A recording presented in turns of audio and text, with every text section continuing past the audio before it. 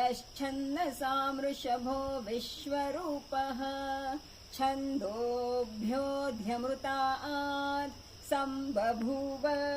समेन्द्रो मेधया स्पृणोतु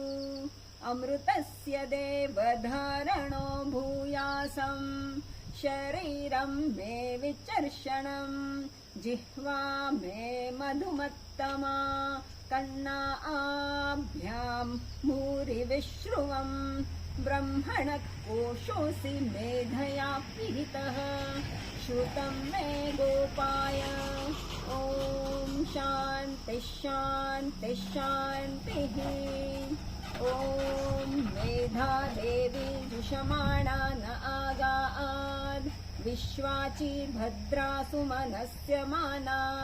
त्वया जुष्टानुदमाना दुरुक्तान् बृहद्वदेम विदथे सुवीराः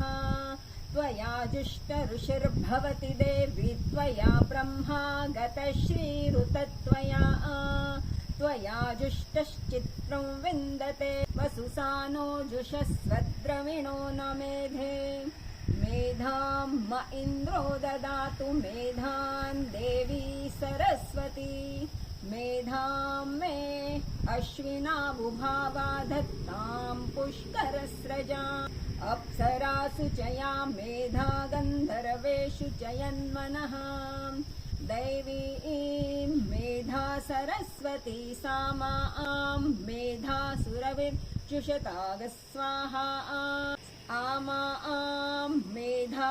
सुरविर्विश्वरूपा हिरण्यवर्णा जगति जगम्या